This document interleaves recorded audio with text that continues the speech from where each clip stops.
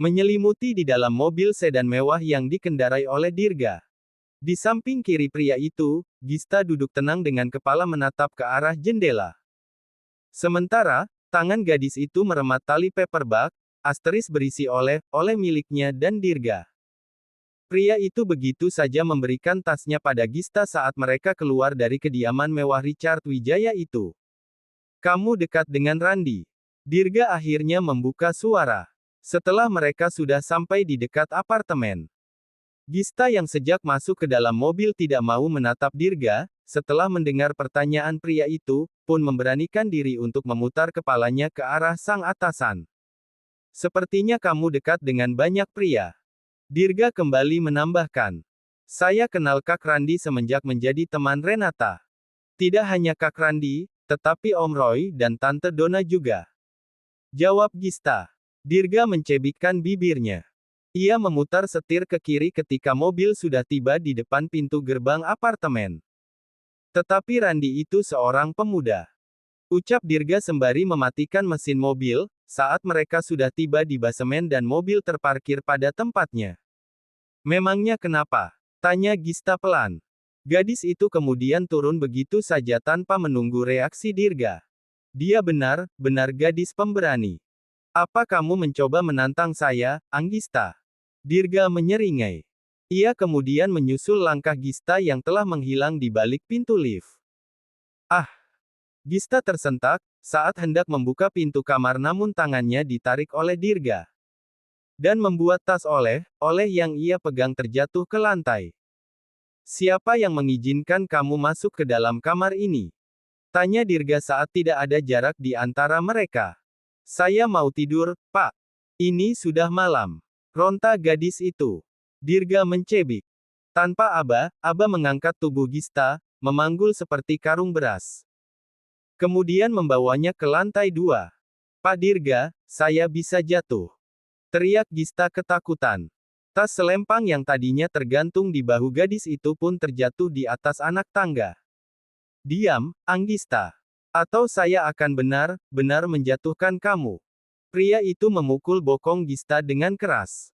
Dengan susah payah Dirga membuka pintu kamarnya. Kemudian menutup kembali menggunakan kaki. Tubuh Gista terlempar dengan pelan di atas ranjang empuk pria itu. Seminggu tidak bertemu, membuat kamu semakin berani dengan saya, Anggista. Ucap Dirga sembari melepaskan satu persatu kancing kemeja yang ia gunakan. Gista perlahan menggeser tubuhnya ke tengah ranjang. Apa saya kurang cukup untuk kamu? Kenapa suka sekali memancing amarah saya, Anggista? Pria itu melempar kemejanya sembarangan. Kemudian naik ke atas ranjang. Saya tidak berniat memancing amarah Pak Dirga. Sahut gadis itu dengan cepat. Benarkah? Dirga menarik kaki Gista. Membuat tubuh gadis itu mendekat padanya. Kepala Gista mengangguk pelan. Lalu kenapa kamu suka sekali memperlihatkan kedekatan kamu dengan pria lain di hadapan saya? Tanya Dirga sembari mengusap dahi Gista yang tertutup oleh rambut gadis itu. Saya hanya berteman, Pak. Tidak memiliki hubungan lebih. Apa salahnya jika saya menjalin pertemanan dengan banyak orang? Gadis itu memalingkan wajahnya ketika Dirga hendak menciumnya. Tentu salah. Karena kamu berteman dengan lawan jenis. Tukas Dirga. Lalu bagaimana dengan Pak Dirga dan Bu Diana? Tanya Gista dengan berani. Dirga tidak menjawab. Pria itu terdiam. Menatap Gista dengan pandangan yang sulit diartikan. Saya dan Diana. Gumamnya pelan. Ya. Kalau Pak Dirga dan Bu Diana saja boleh berdekatan, kenapa saya tidak? Tanya Gista lagi.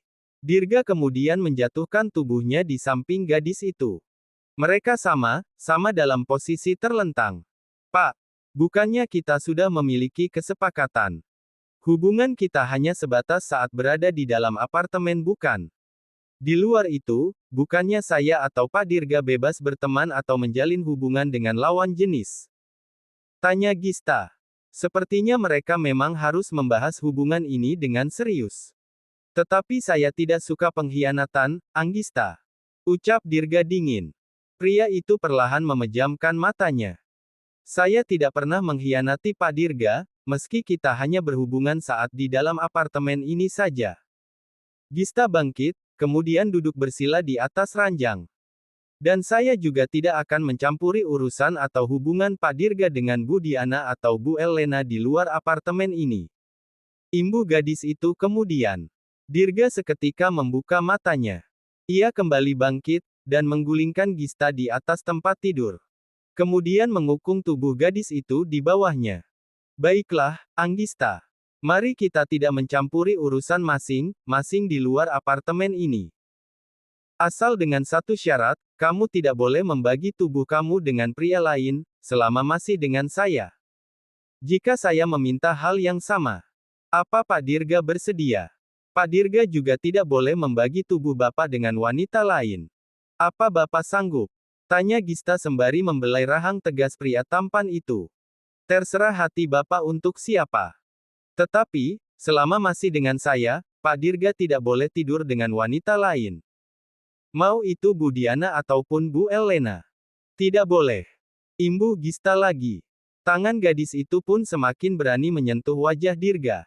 Dirga memejamkan matanya. Sudah 1 minggu lebih mereka tidak bersentuhan. Dan malam ini, pria itu tidak akan melepaskan Gista begitu saja. Kenapa tidak, Anggista? Suara Dirga terdengar parau. Sesaat kemudian kamar apartemen mewah itu dipenuhi oleh suara lenguhan, saling bersahutan dari mulut Gista dan Dirga. Dirga sangat mendominasi, membuat sang gadis kalah pada putaran pertama. Namun begitu, pria itu seakan tak pernah cukup. Hingga Gista terkapar kehabisan tenaga. Tidurlah, Anggista. Ucap Dirga sembari menyelimuti tubuh polos gadis itu. Ia kemudian turun dari atas ranjang. Beranjak ke kamar mandi untuk membersihkan diri. Setelah selesai mandi, Dirga tidak lupa membawa air hangat dan handuk kecil dari untuk membersihkan tubuh Gista. Ternyata kamu sangat berani meminta saya untuk tidak membagi tubuh saya dengan wanita lain. Monolog Dirga sembari menyeringai. Ia mungkin saja menuruti ucapan Gista karena memang tidak mau berhubungan dengan 2 wanita dalam waktu bersamaan. Saya tidak akan membagi tubuh saya dengan wanita lain, Anggista. Kamu tenang saja. Tetapi, untuk hubungan saya dengan Diana, kamu tidak akan bisa melarangnya. Selesai membersihkan tubuh Gista, Dirga kemudian memakaikan jubah mandi. Ia kembali menyelimuti gadis itu. Lalu pergi ke kamar mandi untuk meletakkan wadah air hangat dan handuk basah tadi. Tanpa Dirga sadari, Gista ternyata mendengar yang pria itu ucapan. Tubuhnya mungkin lemah, tak berdaya. Tetapi gadis itu belum sepenuhnya terlelap. Baiklah, Pak Dirga. Kalau begitu, mulai sekarang mari kita bermain peran. Saya akan menjadi kekasih penurut saat kita berada di dalam apartemen ini. Dirga mengerejapkan mata berulang kali. Ia yang sedang dalam posisi tidur terlentang, tubuhnya seketika setengah bangkit, lalu bersandar pada kepala ranjang. Aroma kopi menyapa indera penciuman Dirga.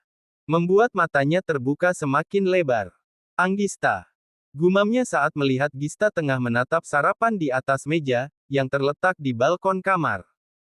Gista sudah berganti pakaian, tidak menggunakan jubah mandi yang Dirga pakaikan tadi malam.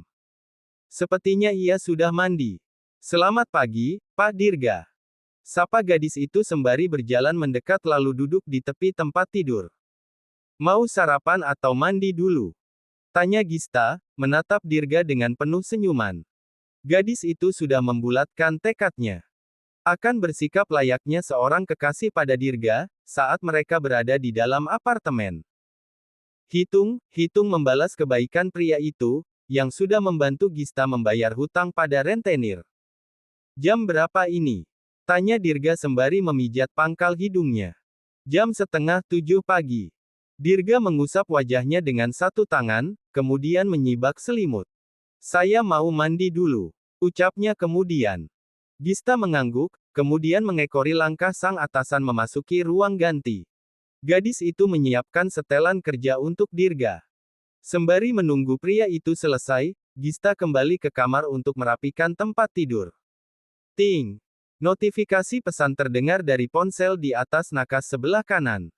Sudah pasti itu milik Dirga, karena milik Gista ada di kamar bawah. Gadis itu hendak menghiraukan, Namun nama pengirim pesan yang terlihat pada layar menyala, membuat ia penasaran. Diana. Dirga, bisa, kan kamu mengantar aku kontrol ke rumah sakit sore ini? Maafkan saya, Bu Diana. Saya tidak bermaksud merebut Pak Dirga dari Anda. Gista menghela nafas kasar. Ia pun membiarkan layar ponsel itu mati dengan sendirinya.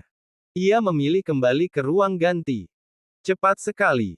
Gumam Gista, saat Dirga sudah keluar dari kamar mandi. Biasanya pria itu membutuhkan waktu setengah jam untuk membersihkan dirinya. Dan saat ini, baru 15 menit berlalu, Dirga sudah keluar dari kamar mandi. Kalau pagi, saya memang mandi lebih cepat. Beritahu Dirga yang mengerti arti tatapan gadis itu. Gista kemudian membantu Dirga memakai pakaiannya. Kamu bangun jam berapa? Tanya Dirga saat gadis itu mengancingkan kemejanya. 5:30. Jawab Gista kemudian mulai memasang dasi. Dahi Dirga sedikit berkerut. Tidak biasanya Gista bangun lebih dulu dari pria itu. Sudah. Ucap Gista sembari mengusap bahu Dirga. Kamu mau kemana? Dirga mencekal tangan Gista, saat gadis itu hendak keluar dari ruang ganti. Saya mau turun untuk mengganti kopi Pak Dirga.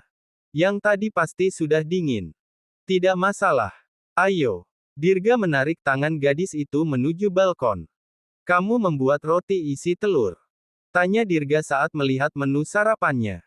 Gista yang duduk di samping pria itu mengangguk pelan. Tadinya mau buat isi daging ayam. Tetapi, membutuhkan waktu cukup lama untuk memanggang daging saja. Jelas Gista. Dirga mengangguk paham.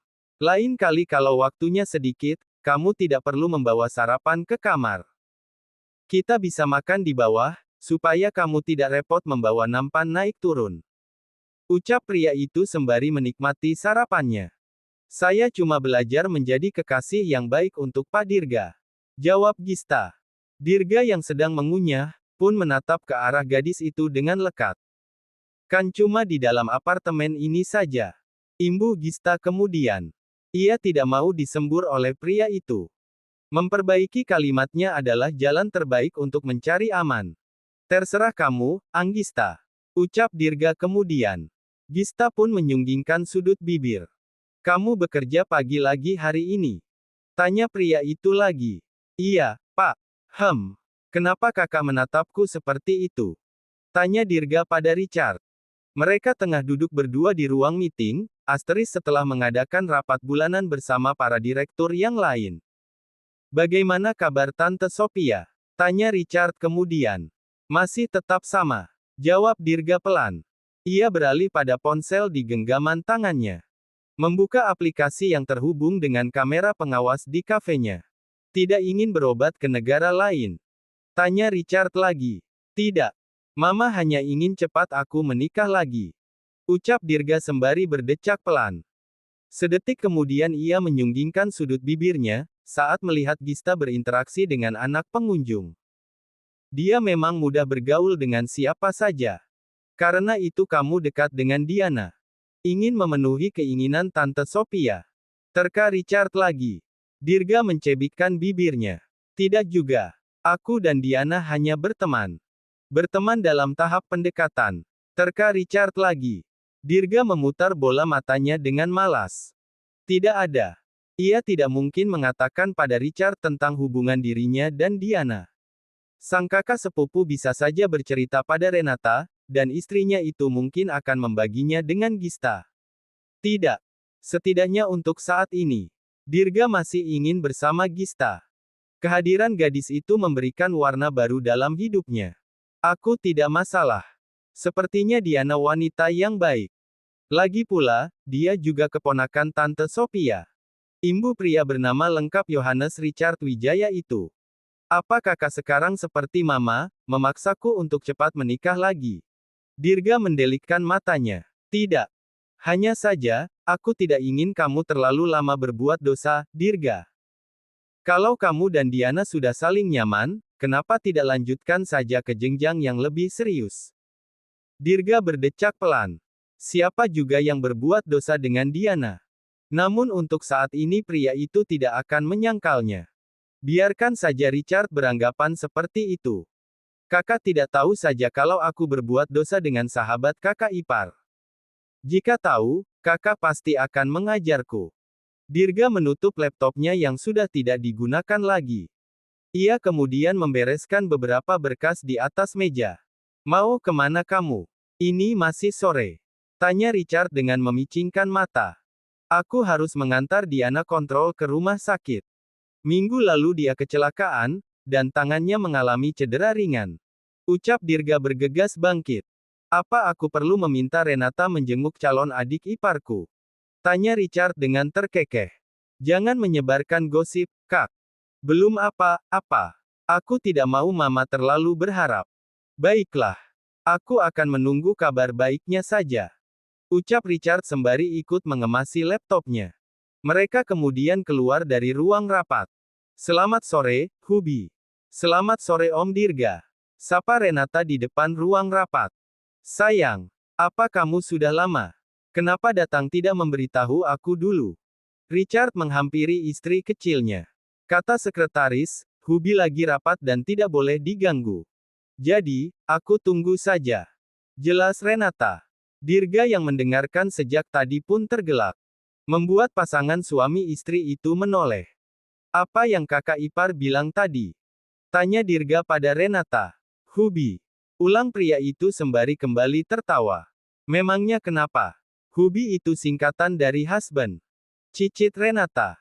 Dirga mengangguk, ia mengulum bibirnya untuk menyembunyikan tawanya. Lucu sekali, dari Om Rich menjadi Hubi. Dan Dirga pun kembali tergelak. Renata pun berdecak kesal. Dasar adik ipar menyebalkan.